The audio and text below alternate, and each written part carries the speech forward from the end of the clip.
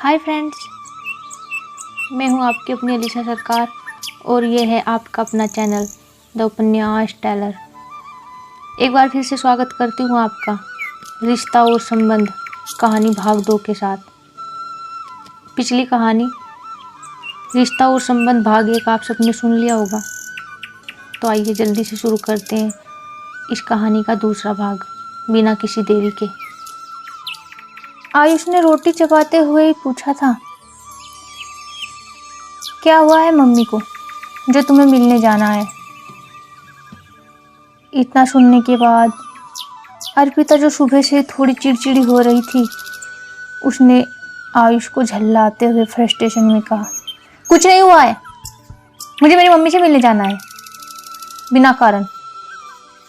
बस मेरा मन कर रहा है तो मुझे जाना है। कल सुबह या शाम कब लेकर जाओगे इतना बता दो। इतना कहने के बाद अर्पिता चुप हो गई और किचन के दूसरे काम निपटाने लगी। शारीरिक पीड़ा कब मन की पीड़ा में घुलती चली गई, अर्पिता को पता ही नहीं चला। अब अर्पिता 1 मिनट को खड़ी नहीं रह पा रही थी। पैरों का दर्द अब सुबह से कहीं ज़्यादा था। किचन के सारे काम निपटाने के बाद अर्पिता तन्वी को सुलाने चली गई। तकरीबन रात के 9 बज गए थे और कब उसे सुलाते सुलाते खुद भी नींद में चली गई, लेकिन रात भर बार बार आंखें खुलती रही। सोते हुए भी लग रहा था जैसे पैरों में एक अजीब सा करंट दौड़ रहा है और बेड पर रख पाना संभव है। अपने पैरों को कभी आयुष के पैरों के नीचे दबाती तो कभी खुद के हाथों से दबाने बैठ जाती। अर्पिता की सारी रात ऐसे ही निकल गई। 5 मिनट को सोती, 5 मिनट को जगती। अब सुबह के 6 बज चुके थे। अर्पिता की हिम्मत आज जवाब दे चुकी थी। अर्पिता उठने की हिम्मत कर ही रही थी कि इतनी देर में आयुष का ताना उसके कानों में गूंजी उठा, उठकर चाय नाश्ता बना लो, ये मत सोचो कि मम्मी करेगी, उठो जल्दी जाओ। अर्पिता भी सुबह झल्ला उठी थी। मैं उठ ही रही हूँ, तुम्हें तब दिखेगा ना जब तुम कंबल से बाहर मुंह निकाल कर देखोगे। हिम्मत तो तुम्हारी इतनी नहीं है कि कंबल से बाहर मुंह निकाल सको। और सुबह सुबह मेरा मूड खराब मत करो, चुपचाप सो जाओ। इतना बोलने के बाद अर्पिता ने शॉल उठाया और तेज कदमों से कमरे से बाहर चली गई। जाकर किचन के काम करने लगी। आंखों में आंसू आ रहे थे बार बार।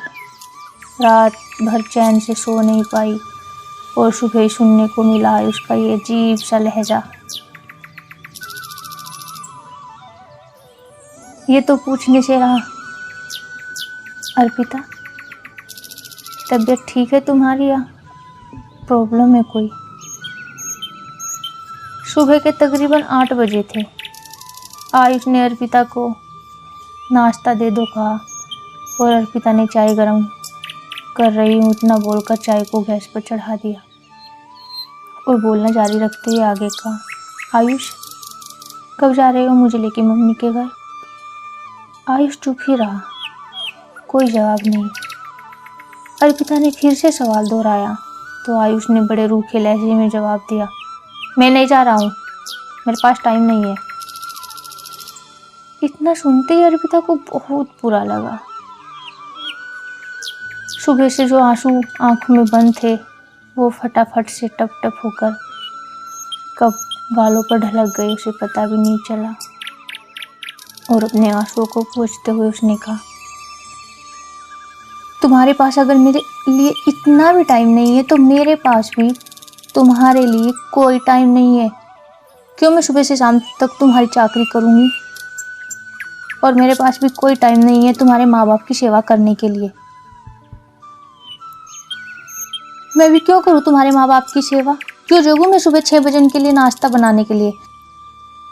अगर मेरी मम्मा की तबीयत खराब होने के लिए तुम्हारे पास टाइम नहीं है तो लिशन, मेरे पास भी तुम सब के लिए टाइम नहीं है। इतना सुनने के बाद आयुष ने बस ठीक है कहा और बिना नाश्ता किए ऑफिस के लिए निकल गया। राजेश ने अर्पिता से पूछा, क्या हुआ आयुष को? चाय नाश्ता क्यों नहीं किया उसने?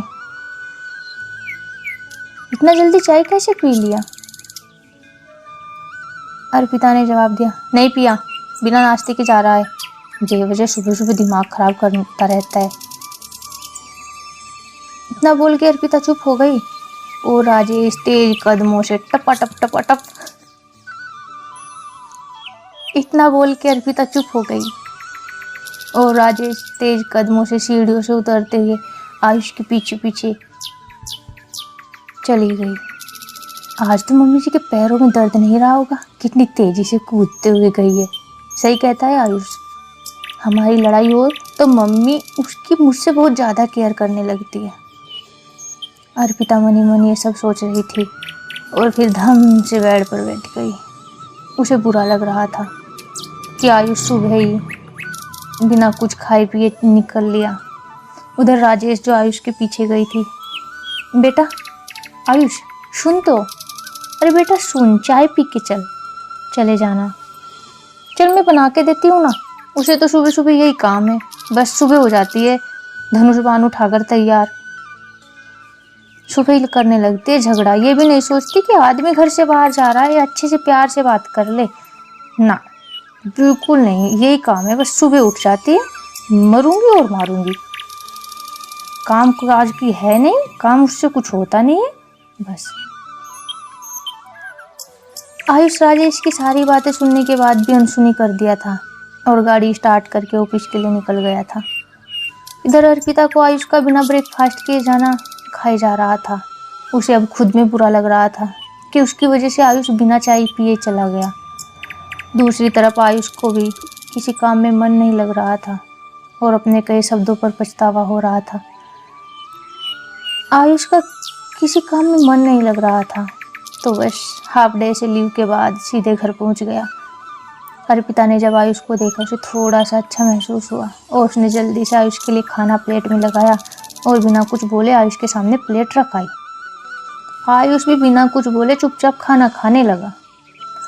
आयुष को और सब्जी चाहिए थी तो भी उसने अर्पिता के बदले राजेश जी से सब्जी मांगते हुए कहा, मम्मी जी थोड़ी सी सब्जी दे दीजिए।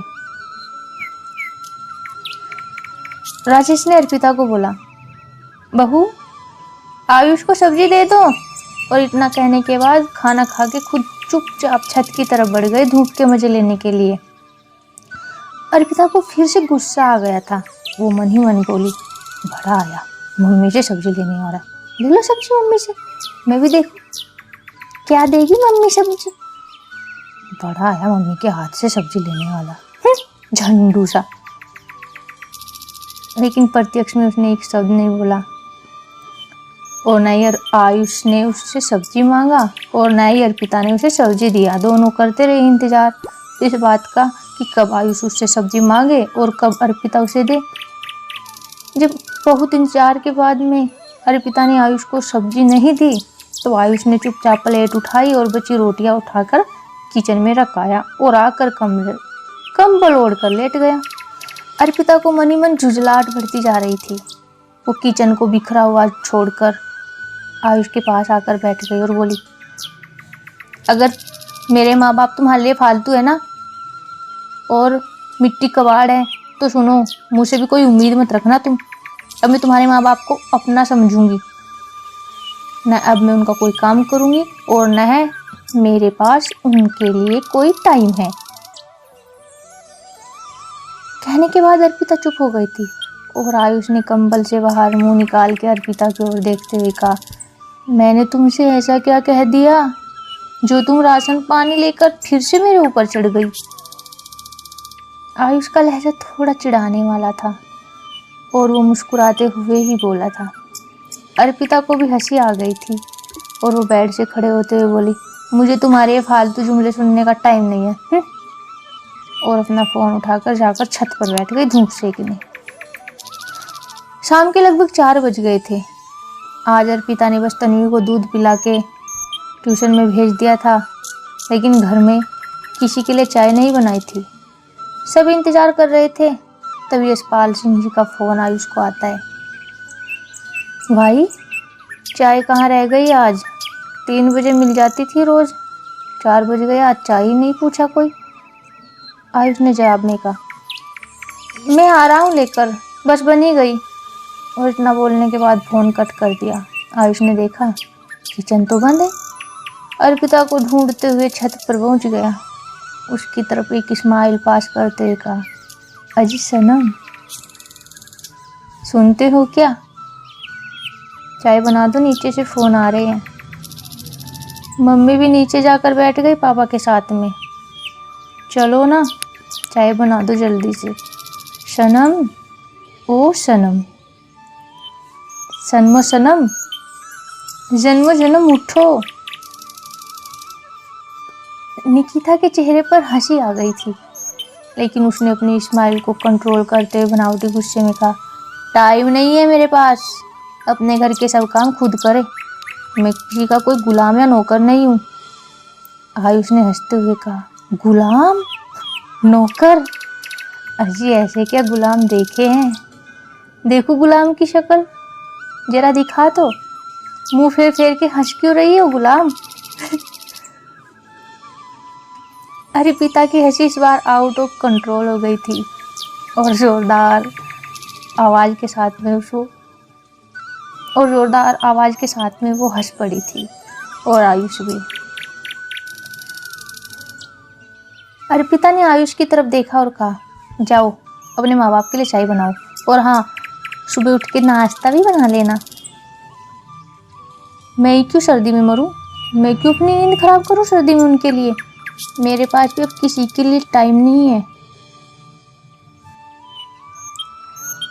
आयुष ने अर्पिता को जबरदस्ती गोद में उठाते हुए कहा, चलो अब चाय बना दो अर्पिता। अर्पिता ने हंसते हुए कहा, टाइम नहीं है मेरे पास, और एक मुक्का जोरदार आयुष के गाल पर जवाबी कार्रवाई में जड़ दिया।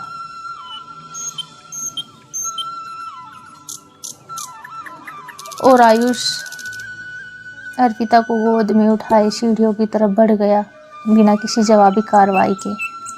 अर्पिता, मुझे छोड़ो, गिर जाएंगे दोनों सीढ़ियों से, मेरा वजन तुमसे संभाला नहीं जाएगा, बोले जा रही थी।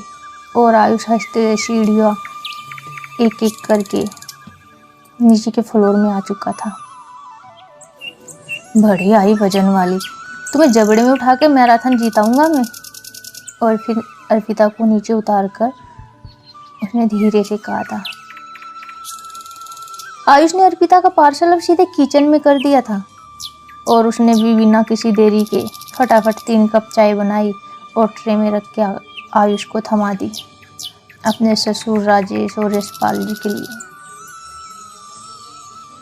अपने सास ससुर राजेश यशपाल जी को देने के लिए। नीचे चाय देकर आने के बाद आयुष ने अपने लिए चाय देखी और फिर भिगोने में रखी चाय को गर्म करने लगा। अर्पिता ने झूठ मूठ में नौटंकी करते हुए कहा, ये मेरी चाय है, खुद बनाकर पियो, मेरे पास टाइम नहीं है किसी के लिए चाय बनाने का। आयुष ने हंसते हुए चाय कप में डाली और कहा, तुम्हारी वजह से दोपहर आधे खाने से उठा हूँ, जल्दी से गर्म करके खाना दो, वरना तो फिर शाम को तुम्हारी मम्मी को शिकायत लगाऊंगा कि कैसी बेटी ब्याह दी है मुझसे, खाना भी नहीं देती टाइम से। ये सुनते ही अर्पिता की सारी नाराजगी अब दूर हो गई थी जैसे। उसने चुपचाप खाना गर्म किया और आयुष के सामने प्लेट रखते हुए कहा, मैं जानती हूँ हमारा झगड़ा क्षणिक होता है, दोनों में से एक हंस दे तो दूसरा खुद ही हंस देता है, लेकिन ये सिर्फ तब तक होता है आयुष, जब तक कोई तीसरा इसमें इन्वॉल्व नहीं होता। और मम्मी को जाने क्या हो जाता है, हमारा जरा सा झगड़ा हुआ नहीं कि मुझे लगती है सुनाने, मुझ में 1000 कमियां दिखती है, यहाँ तक कि मैं तो कुछ करती भी नहीं हूँ, बस खाने की दुश्मन हूँ, बोझ हूँ यहाँ, तो जाने क्यों नहीं देती मेरे को मेरे घर। आयुष ने अर्पिता की सारी बातें सुनी और कहा, ये तुम्हारा ही तो घर है अब, और ये सब तुम्हारा परिवार है, जो करना है करो, जो नहीं करना है मत करो, फायदा नुकसान सब तुम्हारा ही तो होगा। बाकी एक बात समझ लो अर्पिता, रिश्तों और संबंधों में सामंजस्य बिठाते बिठाते हम इंसानों की सारी उम्र गुजर जाती है। जो हमें खून के रिश्तों में जुड़कर मिलते हैं वो रिश्ते होते हैं, और जो शादी के बाद हमसे जुड़ते हैं वो संबंध। रिश्तों में सब कुछ परफेक्ट होता है। जब अपनों के साथ अपनों के बीच होते हैं तो हम में कोई खामी नहीं होती, हम में कोई कमी नहीं होती। पर जब नए संबंध बनते जाते हैं तो हम बहुत अलग होते हैं। वो माहौल, वो परवरिश, सब कुछ अलग होता है। तुम और मैं, हम दोनों ही रिश्ते और संबंध दोनों में गुथे जा चुके हैं। यह हकीकत है। और संबंध में समझौते ज़रूरी होते हैं। कभी कभी तुम करो तो कभी कभी मैं तुम्हारी सारी बातें मानता हूँ। तो मम्मी पापा अक्सर कहते हैं उसकी हर बात मानकर सिर पर चढ़ा रखा है उसे। इसलिए कभी कभी तुम्हारी कुछ बातों को कुछ देर के लिए मैं टाल देता हूँ, इन रिश्तों और संबंधों में तालमेल बिठाने के लिए। आयुष की बातें अर्पिता पूरी तरह समझ चुकी थी और अब उसे आयुष से कोई शिकायत नहीं थी। फिर भी उसने हंसते हुए कहा, अजी हटो, तुम्हारा ये लेक्चर सुनने का टाइम नहीं है मेरे पास।